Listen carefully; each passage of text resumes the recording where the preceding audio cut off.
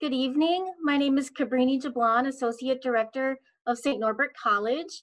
And tonight we are very excited to be hosting a wonderful panel of our education faculty at St. Norbert College. And they are here to share their stories and get you excited about St. Norbert College and becoming a future teacher. Education has always been one of our top programs at St. Norbert, and I'm confident that you'll feel the same way after you hear everything this evening. We will go ahead and start with some introductions from our faculty and some of our other admission team members that are joining us tonight.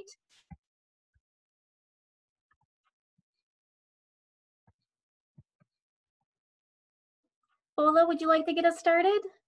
Sure, I would like that. Good evening, everyone. I'm Dr. Bola Delano Oriaron, and I've been at St. Norbert College for over 20 years. Believe it or not, I'm having such a good time. So after 20 years, I just stopped counting. That tells you how much of a good time I'm having. I teach a variety of courses in the education program. One of them is called the Foundations of U.S. Education. So for all first-year students, that's basically what you take in your first or second year. I also teach a course on multicultural education, and that course is for our pre-service teachers. As you do know, our society is increasingly becoming more and more diverse, and we are dedicated to diversity, equity, and inclusion.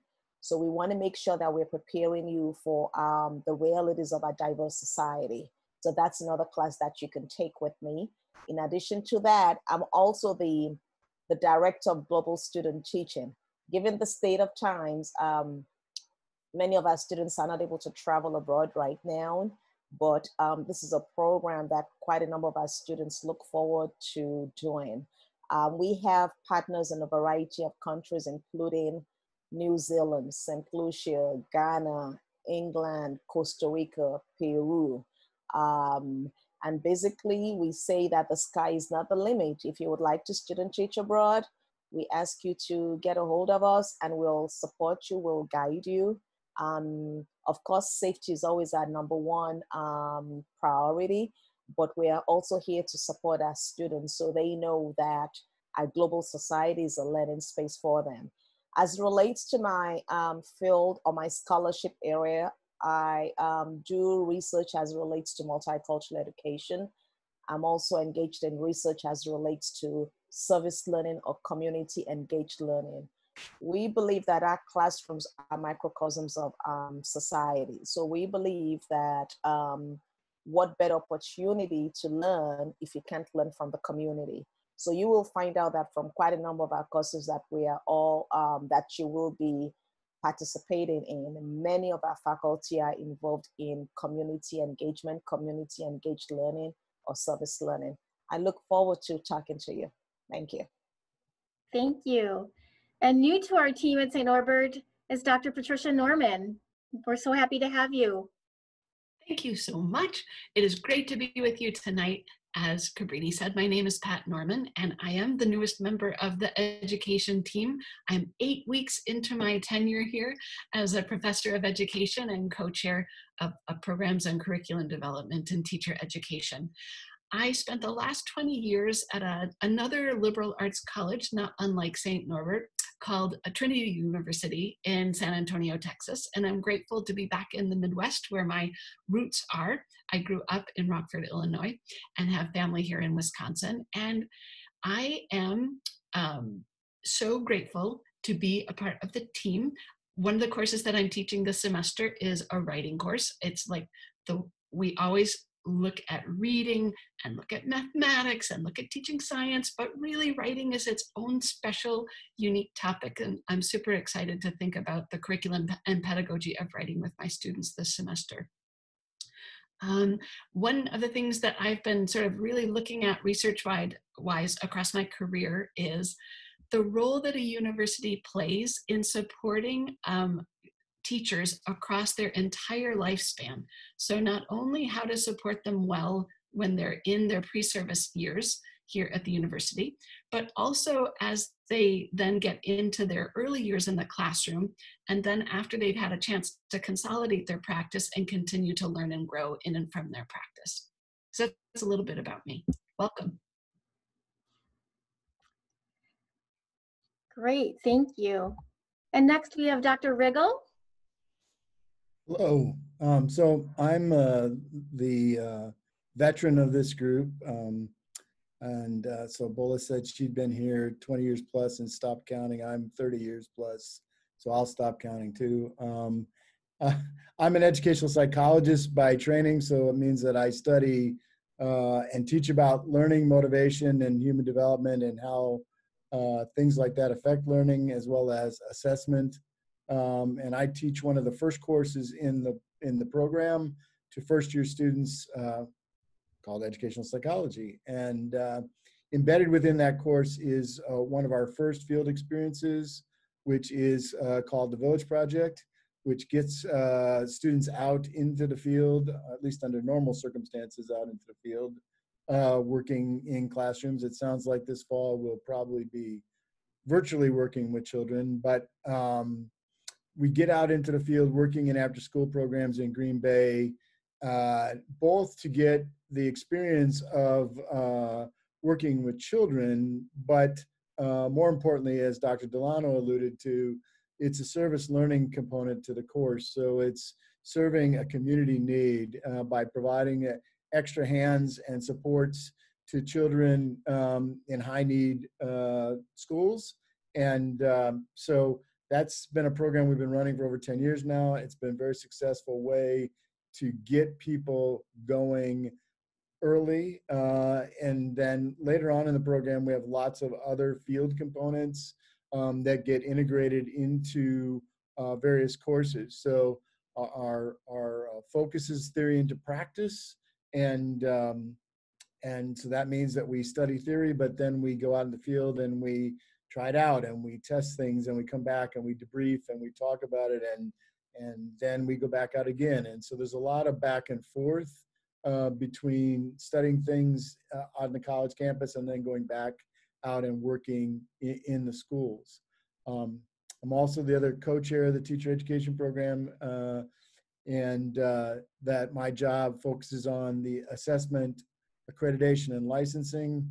And where that would be most important to you is that we are both a program that results in a major, but at the college like everybody else, but we also result in the license to teach in the state of Wisconsin. And there are laws and rules that we have to follow that make sure that when you complete our program, that we endorse you for candidacy for license in the state of Wisconsin. And so it's my job to make sure that all of that stuff is in order so that when you do complete the program, that you are ready for licensure. And I guess the last thing I'll say is that I've been doing some research associated with how college professors look at or think about how students learn and how that affects their approach to teaching. Great, thank you so much. And last but not least, our faculty member, Dr. Southward. Thank you, Cabrini. Welcome, prospective students. Thank you so much for being here tonight. We're so excited to see you. So as Cabrini mentioned, my name is Dr. Erica Southworth, and I get to build off of Dr. Delano's courses and Dr. Riggle's courses with you. I usually have you as sophomores and as juniors, you lucky people you. And usually we do a lot of methods.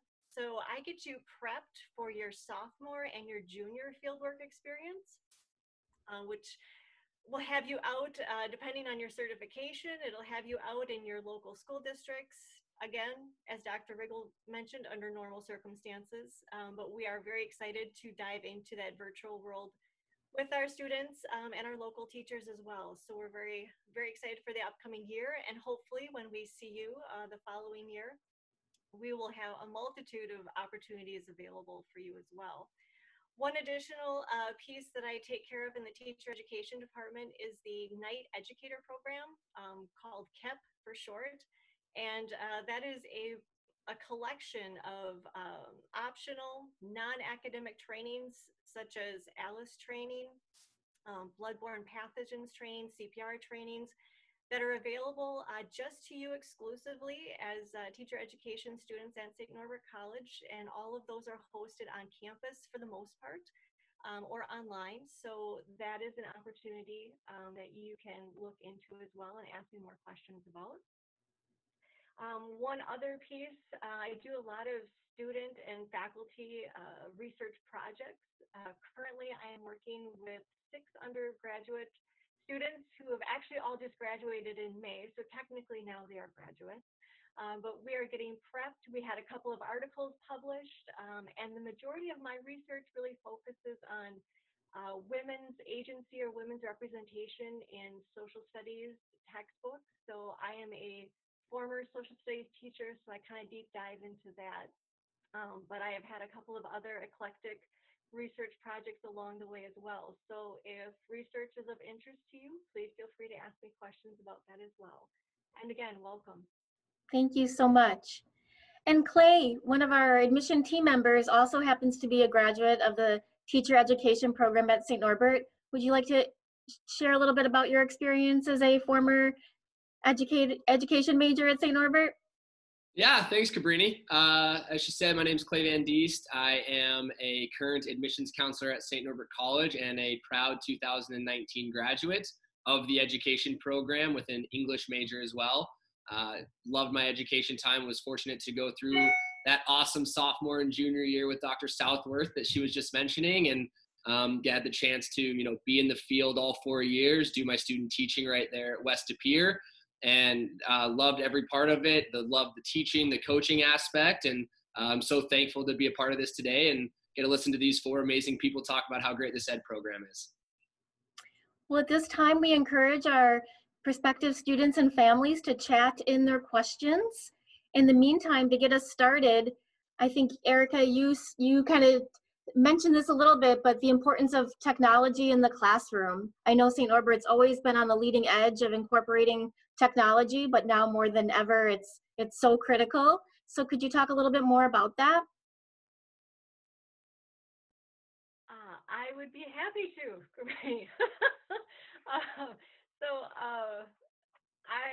My personal experience with that piece is SNC has been great in bringing in different platforms for us as faculty to experiment with before actually introducing it to all students and all faculty. So the most common platform that we use on campus right now is Moodle. However, I and a select other few faculty members, including folks in the teacher ed program, we also use Google Classroom. And one of the reasons we use Google Classroom is because that is the most widely used platform by our K through 12 educators. So our students have a working knowledge of that and a foundation of that technology when they go out into the field, starting immediately in their first year, and then of course following up through their 4 years here on campus. In preparation for the upcoming fall semester, I know it has been widely publicized, hopefully to everybody, that we now have Zoom as well as all the Google products available.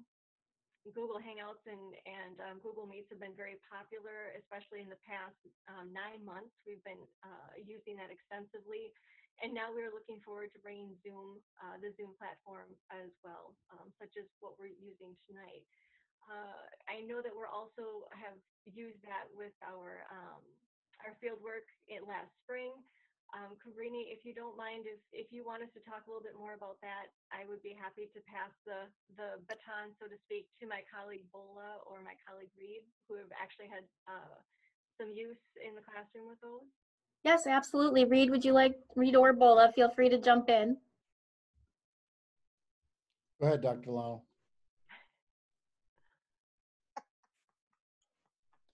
One of the amazing things about St. Norbert College, especially our teacher education program, is based on our ability to respond to community needs. And when I say that, community needs both locally, globally, and even nationally. So when I think back to the last few months when all of us were had to deal with COVID-19, and all over the world, all the schools actually transitioned into virtual learning or virtual teaching. So what we did in our education program, immediately that happened, we knew that school districts on one hand, teachers were panicking regarding how will they be able to support their students' learning needs. As teachers were panicking in our K-12 schools, as they were trying to explore what next to do, in our own, at St. Norbert College, we were also beginning to explore what else can we do with our students, considering that their own face-to-face learning was going to be disrupted. So what we did is we created a virtual learning program, a virtual tutoring program. And St. Norbert College Education Program, we initiated that opportunity, and it became a national program with a virtual tutoring program. We had a big waiting list of about over 500 families. We collaborated because of the demand from families from all over the United States. And I want to say all over the world, because we also got calls from places such as Japan, who also needed tutoring. What we basically did was we partnered our own pre-service teachers with K-12 students. And our pre-service teachers were basically tutoring K-12 students at least twice a week for the remaining of the semester. And we're happy to say that we were able to fulfill this need on one hand in terms of the need for K-12 families, but we were also able to fulfill a community and a national need. But as we were doing that, we were also able to fulfill the need for our pre-service teachers, because they were also learning from the community and they were acquiring skills on how to teach. They were acquiring skills on how to use technology. They were acquiring skills on how to differentiate instruction. In addition to that, they were also infusing social emotional learning into what they were doing. And that's what really sets our program, St. Norbert College Education Program. That's what sets it apart from other institutions. On one hand, we initiated this virtual tutoring program, but we did it in partnership with over 8 institutions, including a university from Florida. Now, as the semester starts in the fall, you're going to find quite a number of the universities now picking our program up, our model, and now they're going to start doing virtual tutoring. So I really am proud to say that we're always a few steps ahead. We are always been proactive in terms of how do we, on one hand, how do we better prepare our pre-service teachers to be successful in schools, in community, and in society. But in addition to that, how do we engage or partner with the community in ensuring that we are also able to respond to community needs? And technology did that for us this time around. And I can say it's no going back. So this is the norm. So now we have quite a number of our pre-service teachers that do have the skills in terms of being able to teach virtually. Wonderful, thank you. We have lots of questions coming in, so if we can just hold off on more about that topic and get to some of the other student questions, and we can always circle back toward the end. So students are asking, what are the characteristics of students who are successful in your program? I thought that was a very good question.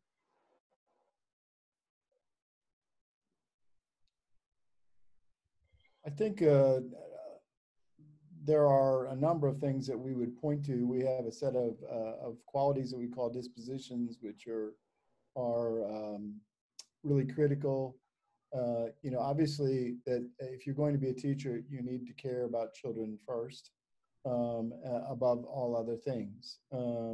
And so, that caring and compassion that you can bring to the table becomes the focal point of your practice.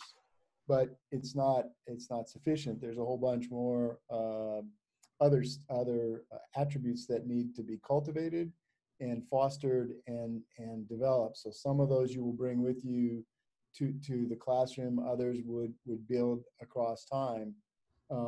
There's a reason why it's a 4-year program, because those multiple and developmental opportunities give you the chance to build that set of knowledge and skills. And in the end, when you student teach in a senior year, which is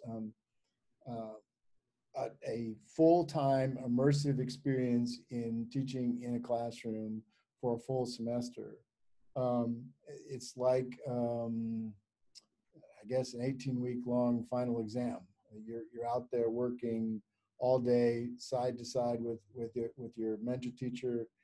And so to answer your question, really, we would want to look closely at how our student teachers do.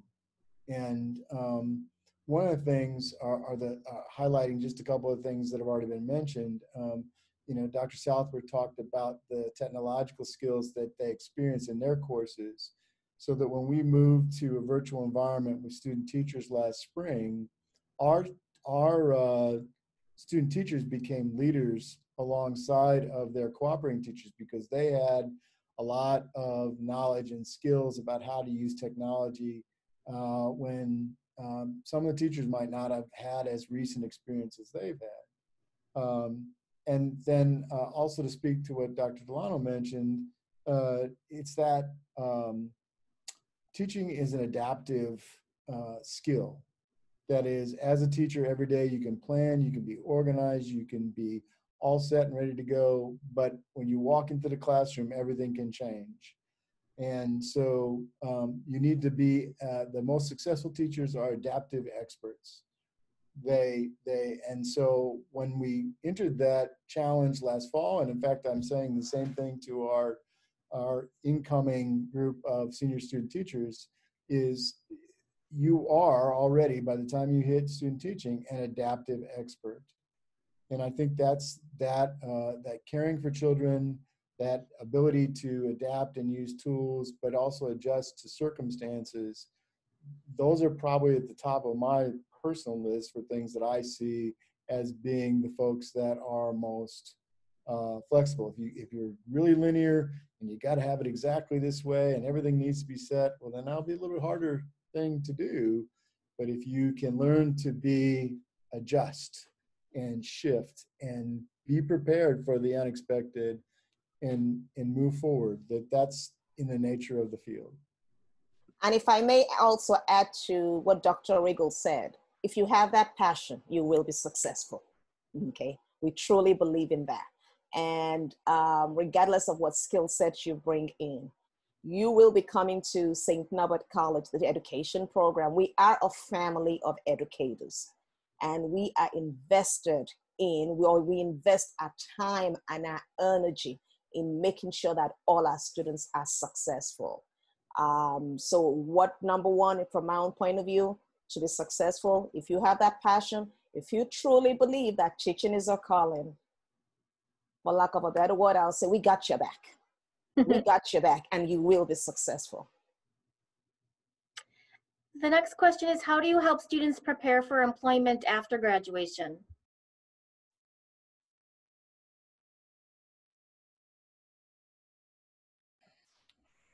Well, in essence, because it's a professional program, everything we do is preparing students for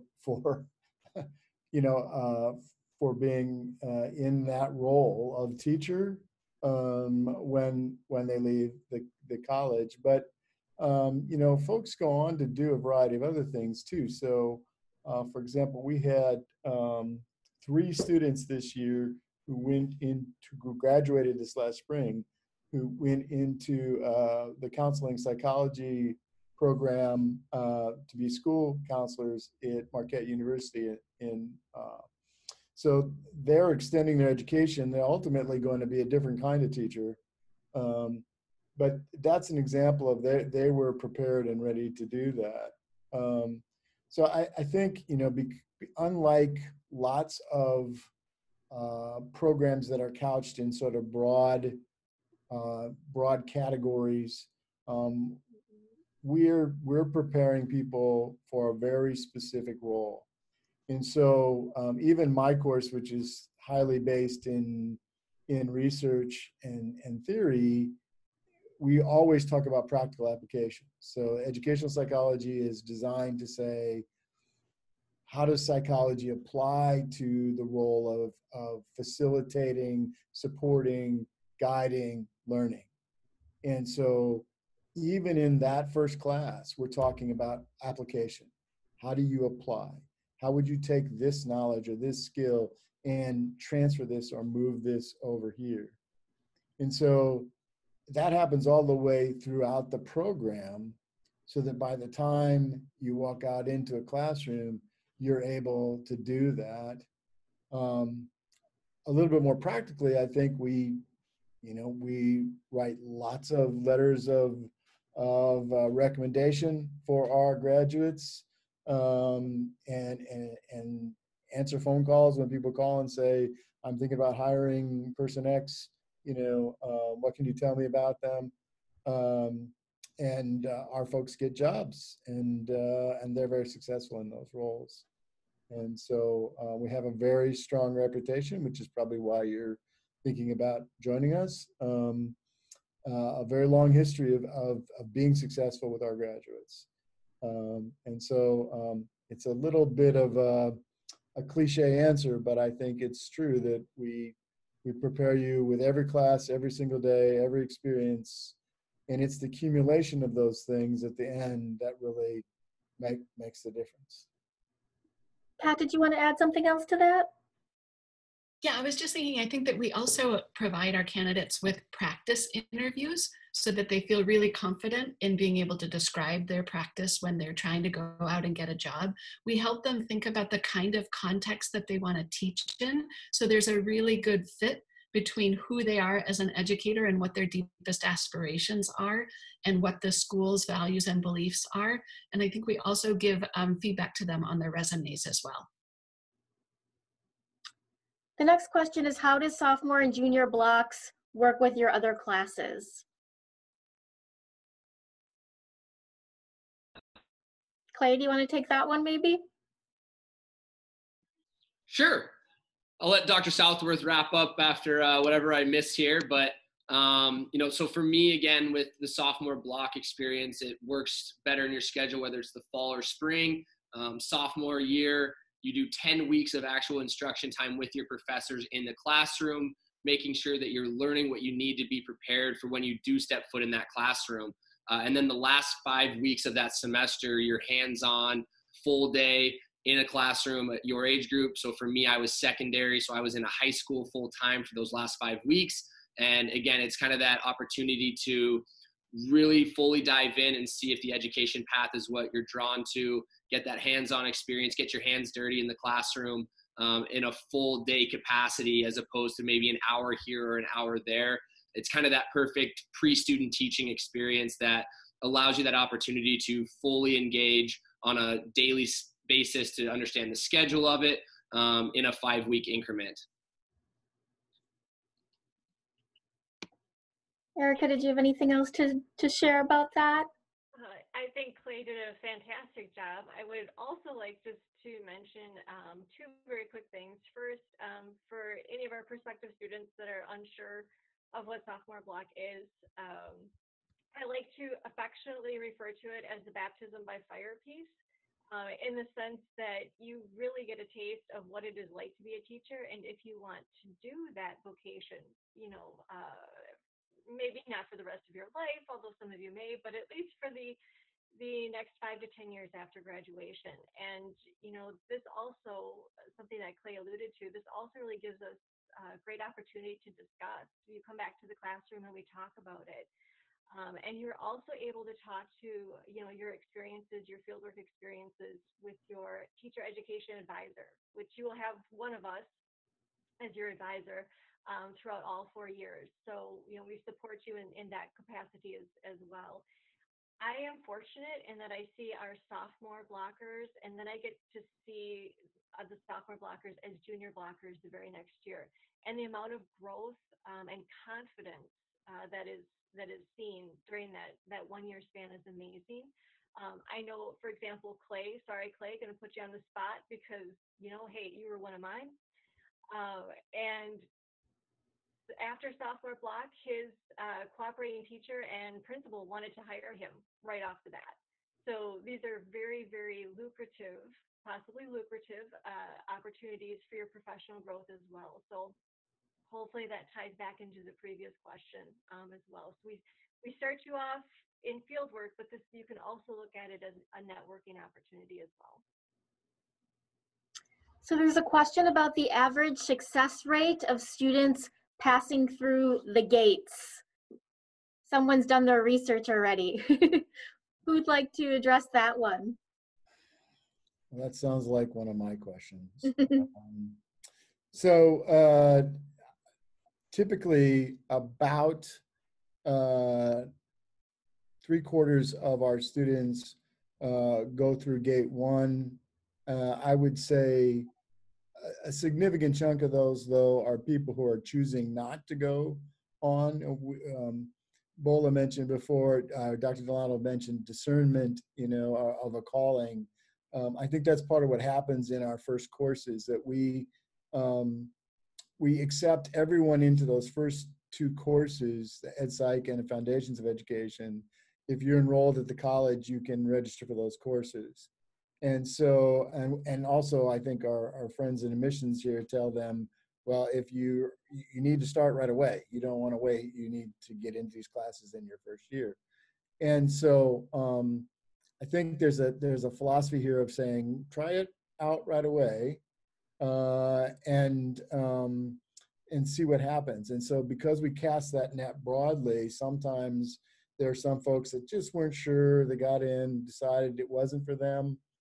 And sometimes they come in very sheepishly and say, well, I decided to go do something else. And I'm like, but that's what we're trying to do. We're trying to figure out what you want to do.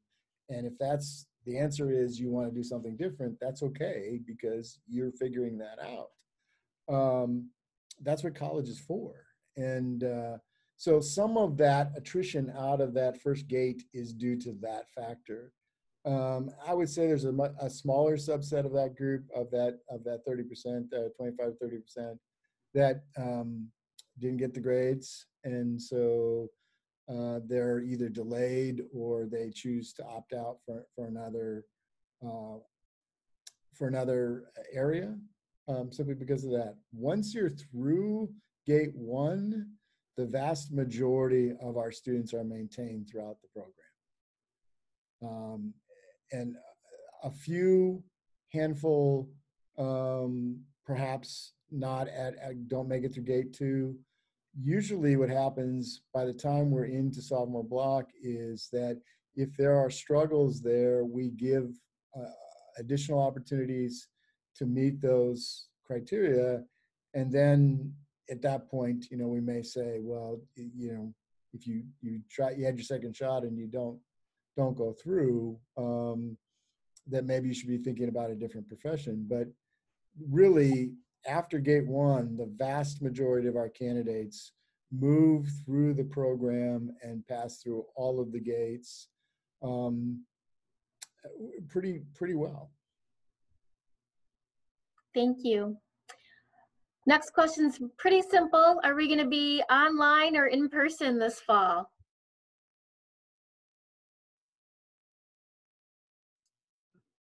Let me say we respond to community needs, okay?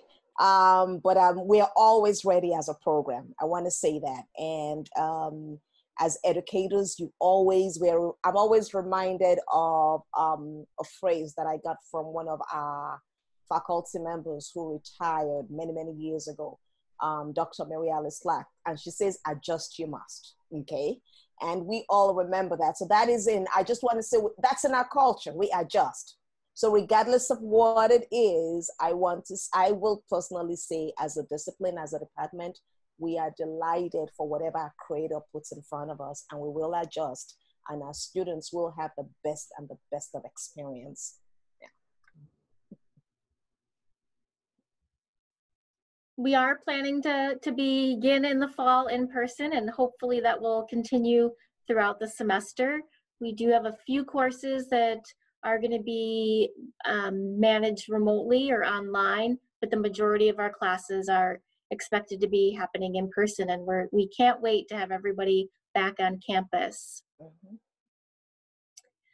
We have another question about what sets St. Norbert College education program apart from the rest.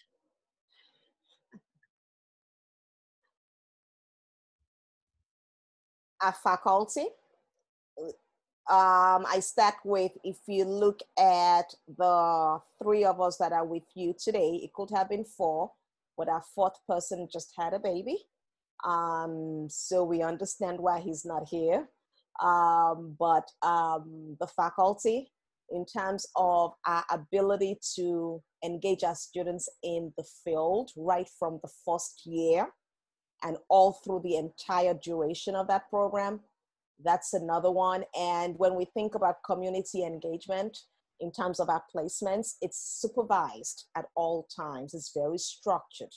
Our students are mentored at all times. That's another one that also sets us apart. Then I'll let the rest of my colleagues chime in. As a newcomer, I'll say, because I had to think about whether or not I wanted to come to St. Norbert myself, and I really appreciate the field-based nature of this program. So rather than having to wait until you're a sophomore or a junior to be out in classrooms and schools and working with kids to figure out, do I really want to commit my life to this professional work? You are out right away from out of the starting gate, which I think is a real strength. And Bola was talking about the faculty. The students that I've met are also what makes, I think, our program so exceptional, because they are so earnest. They're incredibly hardworking. They're very aspirational. They hold really high expectations of themselves and of their students. They're innovative. They're flexible. And so that's incredibly energizing to me as I want to work with students who are in it and really have that passion, as Bola was talking about.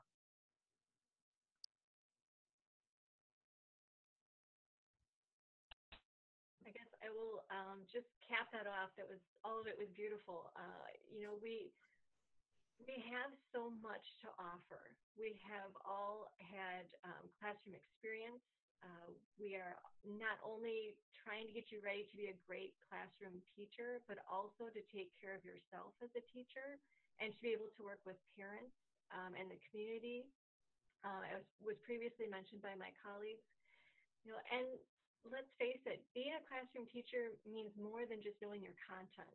Content is important, but knowing classroom management, knowing how to deal with parent-teacher conferences and guardian conferences, knowing how to take care of a student, you know, if they have a bloody nose in class or if they're experiencing difficulties at home. There's so much more that goes into the role of being a teacher than just the actual teaching. And we try to make sure that we are taking care of getting you ready and getting your skill set ready on all of those fronts. The one thing I'll add is that I think we know you. I mean, we don't know you yet. You're just introducing yourselves to us, but we know our students, and we're a big enough program that we have a lot of different folks who offer different kinds of strengths that collectively make us very strong. And we don't all fit the same model. We come in from different angles, different perspectives. But then we get to know you in our classes, and you are the topic of our conversations all the time, because our whole work life is built around supporting you and guiding you and mentoring you through this process.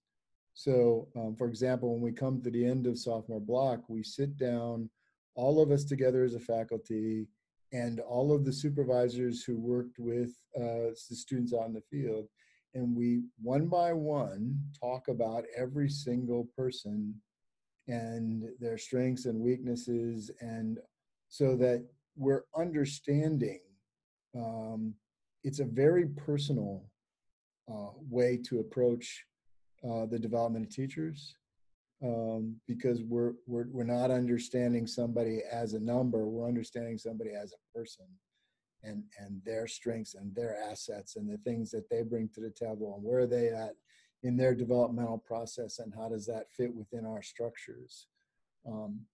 And so when we make those kinds of decisions about moving forward into the next phase of the program, we do it with a great deal of information, a great deal of input, and a great deal of thought and care for who you are. Clay, did you have something you'd like to add?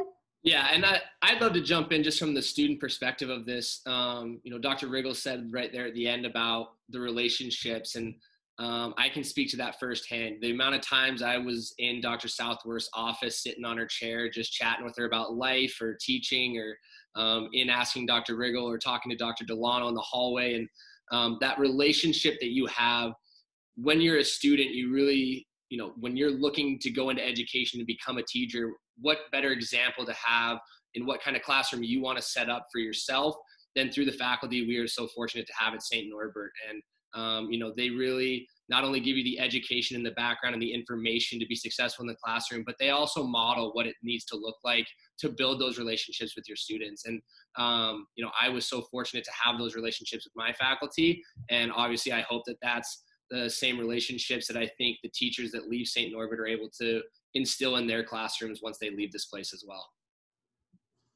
Great, thank you. What percentage of students graduate in 4 years with education?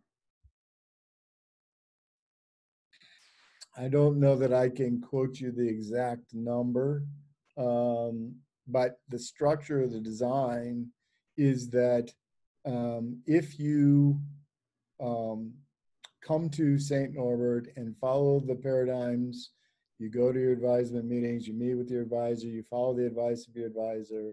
The program is structured to be able to walk out in 4 years. I think the people that don't complete in 4 years do so oftentimes because they came to it later, or it's because they decide to do multiple things and to get a second minor or to become certified in a different area. For example, we have a English language learner program. And so oftentimes what happens is our middle childhood, early adolescent certification folks who are studying language arts as their minor, they'll pick up a second minor in English as a second language because that's a field that's highly desirable when people are hiring. And so it might take a little bit longer. Either that means picking up a course in the summer or in J-term, or it might mean that if you get that second minor that you end up going an additional semester and student teaching a ninth semester. And it's always a trade-off to say, do I want more credentials? Do I want more things on my resume? Or do I want to get out there in the field right away? And that's usually the advice that we give to students is you have to decide. It's your trade-off. Here, I can tell you it'll work this way. It'll take you this long. You do this, it'll take you this long. You decide which way you want to do that. So I think if everybody does what they follow the paradigms and follow the advice of the faculty, don't drop any classes, you're out in 4 years, no problem. Great, thank you. What are some extracurricular opportunities that coincide with the teacher education program?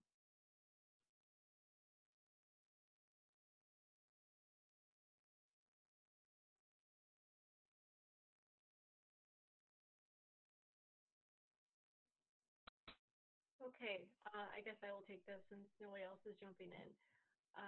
So currently we have a multitude of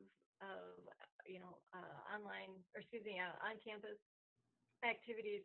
Forgive me, I don't know how many of these have also went online last spring, but we do have the teacher education, student government, used to be called SWIA. It is now called Aspiring Educators, and I believe Pat will be taking the helm of that. Dr. Norman will be taking the helm of that this coming semester. So they operate, it's a student-run organization, and they operate strictly through the college, and they organize events and get teacher educators on board. Pat, forgive me, I believe they are also involved in helping to get events scheduled, and Dr. Riggle, feel free to pop in if I'm giving any kind of misinformation. But things like setting up the interviews, the mock interviews for our students, and bringing in guest speakers, and actually overall just providing peer support and sometimes also some peer mentoring in regards to course schedules and sign up in addition to what you as students may be receiving from us as advisors as well. We do have the CEP, the Night Educator Program, which again is optional, and I'm often hire at least one student to help me run that. And forgive me, colleagues, I'm going to pass the baton to others. We have done some work in urban education as well, in looking at folks who might be interested in specifically that kind of an environment and teaching in that kind of a space that's a little bit different. And so we have a partnership with an organization in Milwaukee that we worked with to try to get different kinds of experiences for our pre-student teachers of different levels, to sort of show them that possibility. And if they're interested, there are lots of opportunities for development there in that relationship.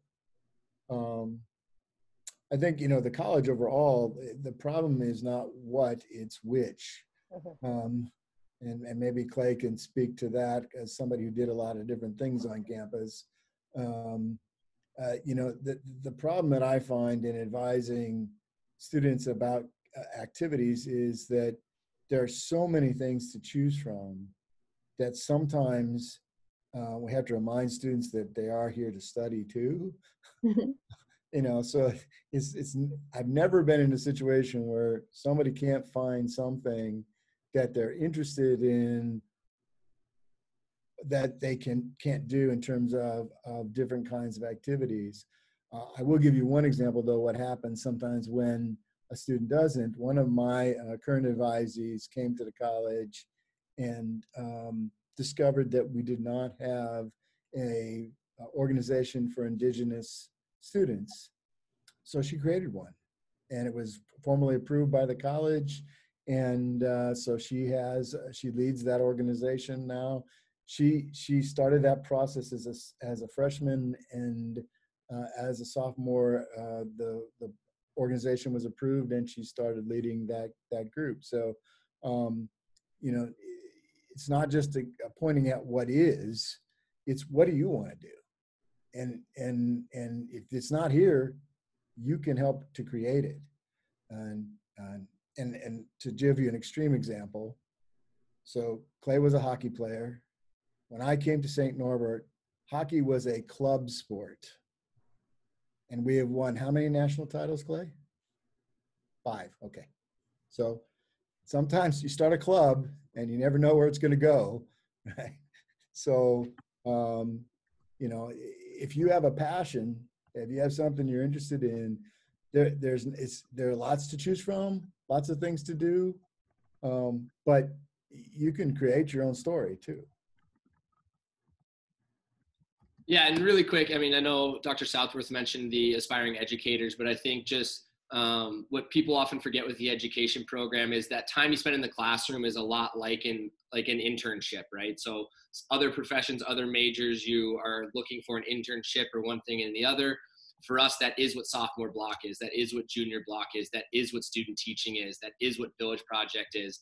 But there's no lack of options on campus. Civil Hops is right down the street. I know that myself, along with quite a few others, volunteered there throughout. There's Special Olympics on campus. There's youth organizations on campus that are looking for educators, whether that's night classes on Wednesday nights or things like that.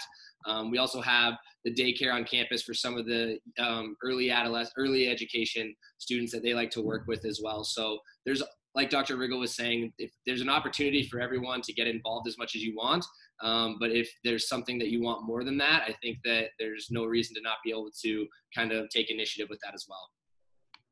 And we also have the TRIPS program. So we have students that have the opportunity, if you're passionate about a particular issue, if it has to do with homelessness, if it has to do with issues dealing with social justice, you have the opportunity to actually lead a trip to various parts in the United States. It could be Mississippi, it could be Washington, D.C., and you collaborate with other students on campus and you lead that trip. And it's actually engaged quite a number of our students. And Dr. Delano, I think the next question is for you. Could you talk more about study abroad opportunities? Yes, we have the Global Student Teaching Program, which is over 25 years old. And we typically hear about the sky is the limit. In my book, the sky is not the limit. You tell us where you want to go and we will guide you, we will support you in making that happen. One thing we always have to take into consideration once you come to, once you begin that conversation with me, I'm always guided by what the United States says regarding countries to travel to. So that's always, safety is always our number one priority. But with the Global Student Teaching Program, basically during your student teaching year, you have the opportunity to go to a variety of countries. We have close partnerships with schools all over the world, and we work with those schools and we place you in schools in those communities. We, in addition to that, we also actually find you host families because we want you to have a truly authentic experience with the people that you're going to be working with in schools. So we do all of that with you. And we have students who right from their first year are beginning to walk towards student teaching abroad.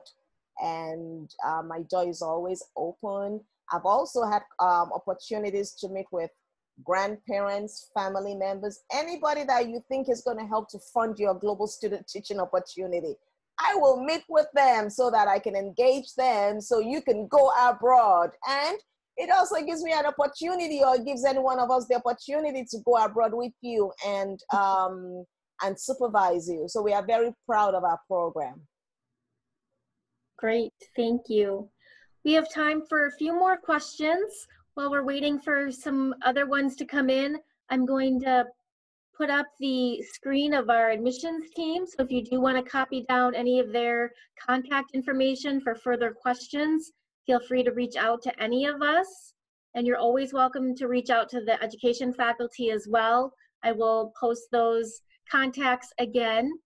And as we kind of begin to close out the evening, if everyone can kind of go through and share maybe either their favorite thing about St. Norbert or a piece of advice, or maybe your favorite children's book to make it a little fun.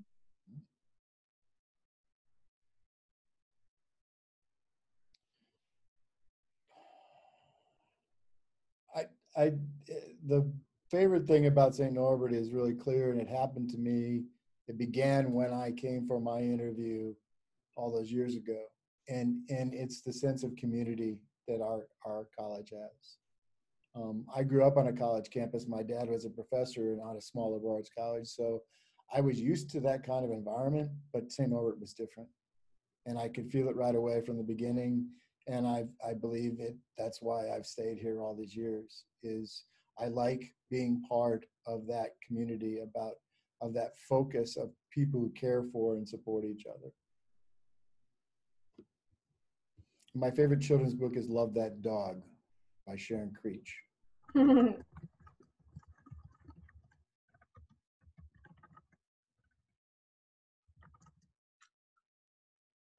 You know, favorite thing for me about St. Norbert is the sense of community. You find your community and you can better believe it that they will support you. In addition to that, we work in a climate that positions you or empowers you to engage in innovative opportunities. So I love that idea that you can have an idea, like Dr. Riggle talked about, one of our students who started an organization. So I like being in, I think it's one factor that also engages me and empowers me to thrive, and also to be able to do research. once I have this idea that I think it's innovative, and to be able to do it. And the beauty of it, or the strength of it, is St. Norbert College is a small community. So we're able to engage in partnerships together with faculty, with students, with the community, with administrators. And I enjoy that. I like that. Just this last few months, when we decided to invest in our K-12 schools and communities, and we started the virtual tutoring program. Quite a number of my colleagues in other universities that joined with us, they were amazed at the speed. They were amazed in terms of how we were able to respond immediately to our K-12 communities. And we're able to do that because as a small community, we get things done. We are action oriented, so we really do get things done.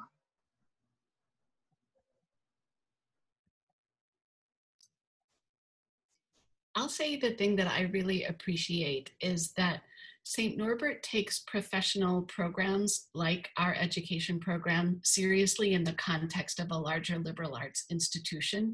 And it's really nice that our candidates not only get incredible professional training, but they also become really informed citizens, and they get to really expand their worldview, develop their critical thinking skills, and be major contributors to the communities that they're a part of, not just their classroom or their school, but expanding communities out there. And my favorite book right now is Hawaii Fawadni Wat by Helen Lester.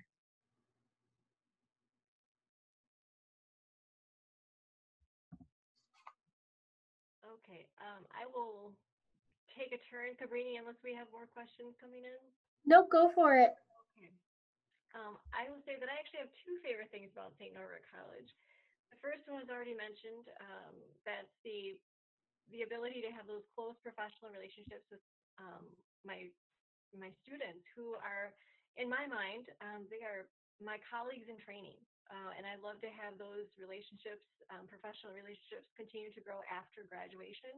In fact, like Clay, I've got a number of students who are in their professional careers, and it's not uncommon for us to get together pre-COVID, of course, and have coffee. Now we do it online, right?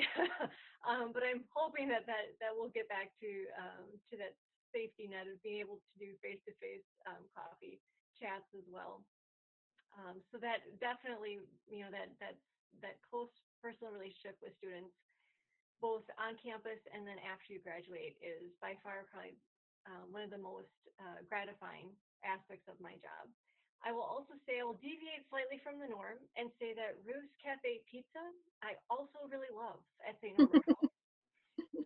I know Clay's laughing at me right now, and that's okay. And my favorite children's book is Grace for President. Solid teacher right here. So thank you again, students, for coming. We really, really look forward to seeing you on campus. Students, we always invite you to come to campus for a visit.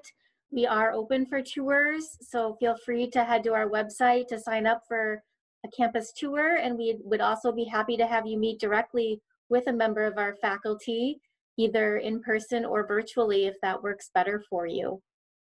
Clay, do you have any parting words for our students?